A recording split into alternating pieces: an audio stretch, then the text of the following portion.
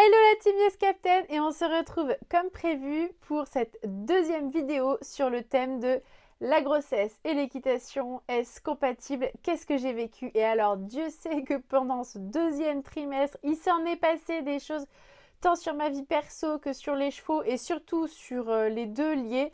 J'ai plein de choses à vous raconter, c'est parti!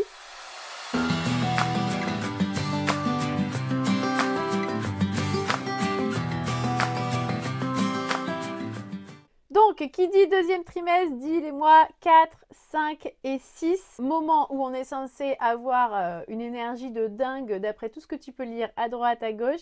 Et bah, spoiler alerte, pas du tout. Alors, autant moi, j'ai eu une chance incroyable, c'est que globalement, j'ai pas été trop embêtée. J'ai pas été vraiment malade. Après, je me suis pas trop écoutée non plus, mais globalement, par rapport à certaines femmes, j'ai pas été embêtée. Autant par contre, j'ai pas une énergie de dingue. Il a quand même fallu que je me fasse violence du début à la fin pour garder un certain niveau d'activité qui s'approche de mon niveau d'activité habituel. Donc dans cette vidéo, on va discuter un petit peu symptômes liés au cheval, on va discuter équitation, obstacle ou pas, chute, on va discuter aussi poids, puisque c'est un des vrais sujets à cheval pour moi. Quel poids on va se fixer, quel poids limite on va se fixer pour pouvoir continuer de monter sur son cheval sans lui créer des traumatismes physiques et donc ne pas se faire plaisir au détriment de son équidé. Et on va aussi discuter de tous les changements qui s'imposent un peu d'eux-mêmes dans ma vie et qui ne sont pas forcément liés à cette grossesse mais qui vont l'impacter. Alors, c'est parti. Discutons déjà symptômes à cheval. Et bah déjà symptômes psychologiques, autant j'étais mais vraiment très angoissée, assez stressée de monter à cheval les 3 premiers mois. On n'arrête pas de parler de fausses couches, on n'arrête pas de parler de faut-il continuer de faire du sport, etc. Et bah c'est marrant parce que j'ai vraiment repris confiance à cheval pendant les 3 mois qui ont suivi. La peur a vraiment diminué, là où pour la majorité des femmes, ça augmente en fait avec, j'imagine, le ventre qui s'arrondit. Et donc ça devient un peu plus réel peut-être. Alors moi, ça a été réel en fait avant d'avoir des symptômes physiques. J'ai toujours très bien projeté. Après, est-ce que j'ai projeté de manière positive ou négative? C'est une autre question. Mais pour moi, ça a toujours été assez réel. Et en fait, deuxième trimestre, pour moi, ça a été plutôt signe de reprise de confiance en moi, reprise de confiance dans mes chevaux et de diminution progressive de la peur. Donc, pour rappel, je m'étais fixé de pouvoir monter jusqu'à la fin du 7e mois. C'était mon objectif. Est-ce que je suis montée jusqu'à la fin du 6e et donc la fin de ce second semestre? Eh bien, oui, je suis montée à cheval jusqu'à la fin de ce second semestre. Qu'est-ce que j'y ai fait? Moult choses, messieurs, dames, puisque non seulement j'avais démarré le débourrage de ma jument, mais je l'ai continué. Et je dois dire, j'en suis pas peu fière, plutôt avec brio, puisque la jument a très bien réagi au débourrage. Après, elle a très bonne tête, hein, c'est une très gentille jument. J'ai pris des cours avec mon enseignante là-dessus. Elle a commencé un petit peu à la monter. Et puis avec mon cheval en parallèle, j'ai décidé de refaire un dernier concours complet pour la saison. Pourquoi? Pour les mêmes raisons pour lesquelles j'ai fait du CSO sur le premier trimestre. J'avais ce sentiment que si je ne le faisais pas en étant enceinte, eh bien je n'arriverais jamais à en refaire après. Est-ce que c'est une bonne idée? Non. Clairement, n'allez pas faire du concours complet quand vous êtes enceinte, c'est pas une super idée. Maintenant, si vous en avez envie, moi je l'ai fait et ça s'est bien passé. Alors est-ce que ça s'est bien passé? Discutons-en. On sait que le concours complet, c'est un des sports les plus dangereux au monde, répertorié comme ça, en tout cas et notamment à cause du cross et des obstacles fixes. Est-ce que mon cheval est 100% sûr sur le cross? Je dirais qu'aucun de cheval ne l'est, et le mien, pas des masses non plus, notamment sur tout ce qui va être profil de guet. C'est pas le cheval le plus franc du monde, et là en l'occurrence, il n'avait pas vu de guet depuis mai, avant que je tombe enceinte. Bon. On est donc parti sur le fabuleux concours du Mans. Le dressage se passe hyper bien. Je crois que je suis deuxième après le dressage. Donc reprise au trot assis, etc. RAS. Je dois être à 20 semaines de grossesse à ce moment-là. Donc bien avancé dans le 4e mois quand même. Il se trouve que le CSO était avant le cross et que la piste du Mans est une piste très regardante pour mon cheval. J'ai fait beaucoup de CSO. Pour rappel, je vous invite à aller regarder la vidéo du premier trimestre. J'ai fait beaucoup de CSO ces 3 derniers mois, donc je suis relativement confiante. mais je suis quand même tombée l'année d'avant, je crois, sur cette piste-là. Le cheval me fait un CSO, je fais une barre sur le premier. J'ai envie de vous dire, franchement, je m'en fiche. Le cheval fait un super tour. Moi, je me fais plaisir. J'étais vraiment aux anges.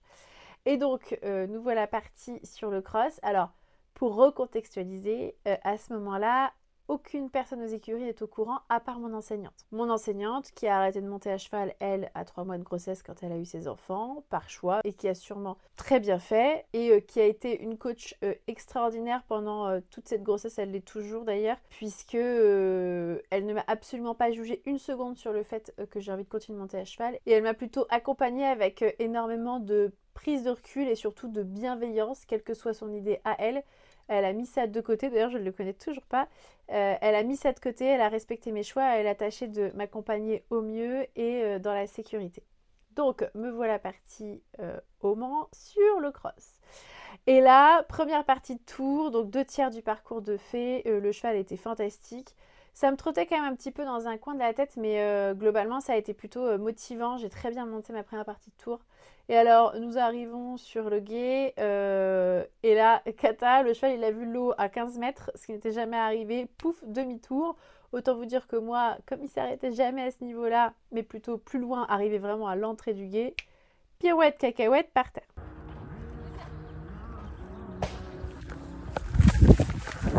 Bon, voilà, ça c'est fait. Autant vous dire que mon mari a couru extrêmement vite, il était là voir les secouristes, et que ma coach était vraiment très très près. Elle a fait un petit sprint aussi pour voir un petit peu où ça en était. Bon, vous le voyez, tout va bien. Cette gentille petite bestiole est toujours là, c'est qu'il n'y a pas eu de conséquences. Donc j'étais à 20 semaines de grossesse, et ce qu'il faut savoir, c'est que j'avais quand même pris quelques informations avant, et la sage-femme et le gynéco d'un CHU niveau 3 m'avaient dit que avant 21 à 22 semaines, le risque en cas de chute était faible.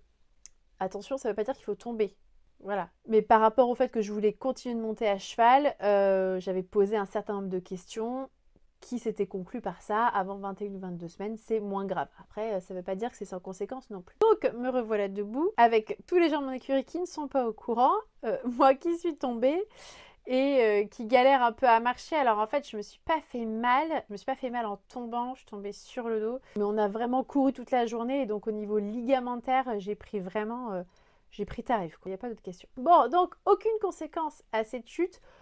Quand même là, ma coach et mon mari m'ont dit, est-ce que ça serait possible qu'on arrête le concours parce que nous, on respire plus en fait. Donc est-ce qu'on pourrait arrêter? Ton cheval, il a besoin de sortir régulièrement. Si tu le sors pas tous les 15 jours, de toute façon, ça risque d'être un petit peu la galère. Donc, on remet ça à la rentrée. Hein, voilà, donc on s'est tous mis d'accord là-dessus. Ce qui ne m'a pas empêché de continuer de sauter à la maison. Mais le cheval est très très sûr à la maison. Voilà pour ça, et j'en ai profité pour l'annoncer à une première personne qui est une de mes meilleures amies, à qui je l'ai annoncé sur ce concours-là, donc à 20 semaines. Et qui était un petit peu étonnée de la nouvelle et pas très très contente que je continue de faire du cheval. Mais ça, je vous rappelle, c'est le choix de chacun et de chacune surtout. Et personne ne peut vous dire ce qui est mieux pour vous ou pas. Je vous invite juste à faire vos choix en prenant bien en compte toute la sécurité qu'il faut mettre derrière. Donc à cheval, j'ai continué de monter ma jeune jument, j'ai continué de monter mon cheval de concours, j'ai continué de faire du concours, et puis assez rapidement, j'ai demandé à ma coach de switcher mes pensions de travail, c'est-à-dire qu'on a mis ma jeune jument en pension de travail avec elle pour qu'elle la fasse progresser plus vite. Et moi, j'ai enlevé de pension de travail mon cheval de concours. Quand j'ai arrêté de travailler, j'ai été arrêtée assez tôt parce que malheureusement, je faisais entre 3 et 7 heures de voiture. Donc en fait, c'était absolument pas compatible pour le coup avec la grossesse. Ça va paraître bizarre à certains, mais monter à cheval n'était pas vraiment un problème. Faire de la voiture, là, il y avait un très très gros risque d'accouchement prématuré et je commençais déjà à avoir des signes pas terribles. J'ai arrêté la voiture et monter à cheval n'a pas été un problème du tout pendant ce second semestre. Pas de contraction, rien de particulier, donc RAS. Là-dessus, sur le côté vraiment physique, le cheval ne m'a posé aucune difficulté et même en montant quasiment tous les jours. Donc, je récupère mon cheval de concours à 100% puisque j'ai plus de temps vu que je ne travaille plus. Enfin, plus comme avant en tout cas. Et je laisse ma jeune jument à ma coach. Ce que j'ai mis en place quand même assez rapidement, c'est que j'ai commencé quand même à avoir des douleurs ligamentaires. Donc, c'est pas grave. C'est juste douloureux, c'est juste chiant et donc il faut se mettre un bon coup de pied au derrière pour aller se bouger physiquement. Et j'avais décidé vraiment que j'allais continuer de monter à cheval et que j'allais continuer d'avoir une activité physique la plus importante possible. Donc ça a été assez dur d'aller contre ces douleurs-là. Ce que j'ai mis en place, c'est que je me suis imposée de ne monter qu'un seul cheval par jour, de ne pas en monter deux, et de monter plutôt le matin, ce qui évitait d'avoir des micro-contractions ou en tout cas des tensions, etc. Et je dois dire que ça a très bien fonctionné. Le matin, j'étais vraiment en forme. Est-ce que j'avais mal à cheval? Oui. Est-ce que ces douleurs étaient embêtantes? Alors, pour moi, oui. Est-ce qu'elles étaient embêtantes pour le bébé? Non. Pour la grossesse, non plus. Donc, j'ai juste décidé que je mettais un petit coup de pied derrière et que j'allais continuer de monter à cheval. Est-ce que je regrette? Non, absolument pas. L'objectif pour moi de continuer de monter à cheval, c'était que c'était un besoin psychologique. Vraiment, j'en avais vraiment besoin. C'était extrêmement important sur le point de vue mental. Je vous raconterai peut-être ça ultérieurement, mais vraiment, il y avait plein de choses qui se passaient et donc j'avais pas le choix. Il fallait que je continue de monter à cheval. Et pour moi, j'avais deux choses en tête. La première, c'est faisons en sorte que l'accouchement se passe bien. Pour qu'il se passe bien, ça reste une épreuve physique. Essayons de continuer le sport pendant toute cette période-là. Plus longtemps je continue le cheval aussi, plus ça m'évite de faire d'autres sports que j'aime pas du tout et pour lesquels ça va être encore plus difficile de combattre la douleur, la fatigue, etc. pour aller faire du fitness si j'aime pas ça. Monter à cheval, ça reste un plaisir, donc c'est plus facile. Donc activité physique. Et puis, il y a la fameuse question du poids dont on va discuter juste après. Ne nous compliquons pas, c'était mon avis, hein. Pour moi, je ne voulais pas me compliquer mon postpartum avec un corps qui serait compliqué pour moi à accepter, qui allait mettre du temps à revenir, et donc avec du temps pour se remettre à cheval, puisque ça reste quand même un sport, hein, même si c'est un sport qui peut être assez doux si on le pratique de manière modérée. Et puis le poids, quel poids maximum pour monter à cheval? Parce que c'est une vraie question, monter à cheval, oui, mais pas au détriment de son cheval. Donc jusqu'où je pouvais me permettre d'aller en termes de poids pour pouvoir continuer de monter à cheval. Je me suis fixée sur 15% à peu près me concernant. Donc je m'étais dit, bah en fait à 70 kilos globalement, il faut que j'arrête de monter. Spoiler alerte, ça me laissait moins de 8 kilos de rab pour pouvoir monter à cheval. Donc je m'étais dit, bah 7 mois, voilà, il faut que je fasse un peu attention, mais c'est bien. Et monter à cheval va clairement m'aider parce que ça va avoir un impact positif sur le poids et ne pas prendre trop rapidement. Et on arrive donc sur, mais que s'est-il passé d'un point de vue perso chevaux? Je vous ai fait un peu de teasing avec ça. Et bah alors, ma coach, qui est aussi une très très bonne amie, a décidé que c'était le moment parfait pour vendre les écuries. Oui, oui, bon, évidemment, pour plein de raisons, elle fait très bien et je la soutiens dans ce projet-là. Mais autant veut dire que ça me mettait un petit peu de pression quand même. Et autant j'espérais pour elle qu'elle vende très vite, mais pour moi un petit peu moins vite. Et alors, donc, ce qu'elle a réussi à faire, c'est de vendre les écuries avec une échéance à peu près à la même date que mon terme. Merci. Merci beaucoup pour ça, Pauline, merci. Non, je plaisante, je trouve ça très très bien pour elle, mais ça m'a un petit peu compliqué la vie. Donc la question c'est qui allait reprendre? Pour faire quoi? Est-ce que je souhaitais rester ou pas? Et si je ne souhaitais pas rester, où aller? Ce qu'il faut savoir, c'est que moi, je me suis installée volontairement. On a acheté une maison à 10 minutes des écuries en se disant soit on est loin de notre boulot, soit on est loin du cheval, soyons un peu moins près de nos boulots parce qu'un boulot ça change. Une bonne coach, une bonne écurie, ça se change pas si facilement que ça, donc faisons ça. Et là, elle m'annonce qu'elle arrête. Bon.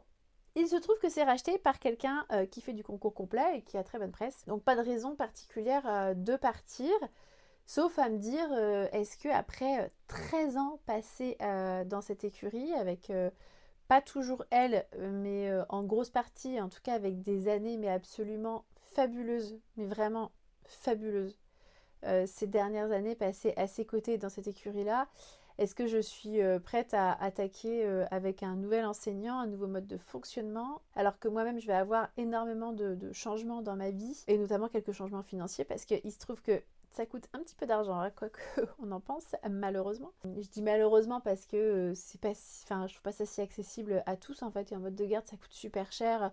Le matériel, même si on prend beaucoup de choses en seconde main comme j'ai fait, franchement, bah dis non, faut y aller, hein. Bon bref, autre sujet. Et donc, la décision que j'ai prise, c'est de ne pas rester dans ces écuries-là.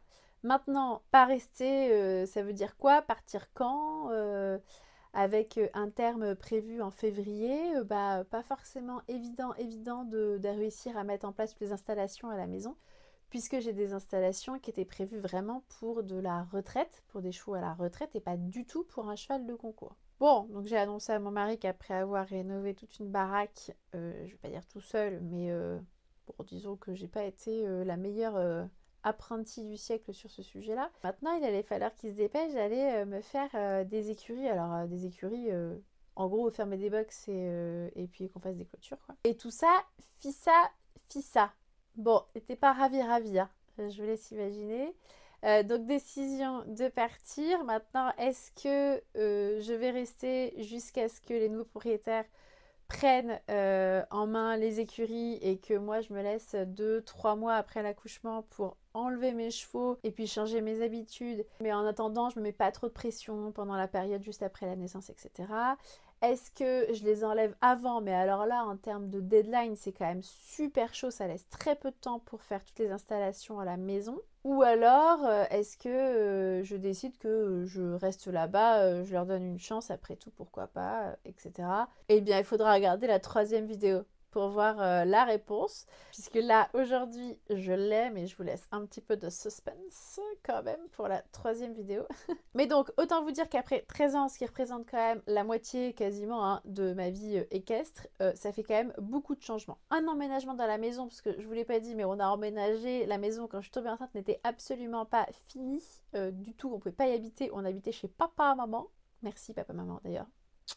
Je vous aime, vous êtes toujours là quand il faut. Donc, un emménagement en urgence, hein, du coup, parce qu'il était un petit peu temps. Un potentiel déménagement de chevaux, ou en tout cas des changements d'habitude là-dessus. Un enfant, et tout ça alors que nous travaillons chacun à 1h30 de chez nous. Voilà. Je vous laisse imaginer la tête qu'a le 3e trimestre que je suis en train de vivre. Je vous tease juste un peu le truc. C'est pas méga serein et j'ai pas le temps de m'ennuyer. Voilà, pour résumer, c'est comme ça que ça se passe. Et donc la prochaine fois, on va se retrouver dans une 3e vidéo que je vais tâcher de vous enregistrer vraiment au dernier moment, juste avant d'accoucher. Comment je compte faire ça? J'en ai absolument aucune idée. Mais je vais y arriver, l'idée c'est de vous donner un maximum d'informations. Donc, quand on va publier cette vidéo-là, n'hésitez pas à vite nous donner toutes les questions, vos avis, etc. si vous voulez qu'on complète un peu la 3e vidéo et on tâchera de le faire. Ce qu'on va y aborder, c'est le poids, à quel point ça a été la galère ou pas. Est-ce que j'ai réussi à monter jusqu'au bout ou pas? Est-ce que j'ai décidé de déménager mes chevaux ou pas? Est-ce que j'ai réussi à faire les travaux dans ce cas-là ou pas du tout? Et quelles concessions on aurait éventuellement pu faire ou fait? Ça, question. Et puis, globalement, comment ça s'est passé? La peur, est-ce que j'ai continué de sauter? Est-ce que j'ai fait que de la balade, etc. Qu'est-ce qui s'est passé dans ma petite tête de femme enceinte, en plus complètement traumatisée par les examens médicaux, puisque je ne vous l'ai pas dit, mais oui, j'ai des vraies phobies sur ces sujets-là. On se retrouve dans pas très longtemps pour cette 3e et dernière vidéo pendant la grossesse. Et pourquoi pas vous faire un autre format si on a oublié des sujets et qu'il y a des choses qui vous intéressent. Allez, en attendant, bonne fin d'hiver, bon courage à tous ceux qui passent leur journée dehors et à très bientôt.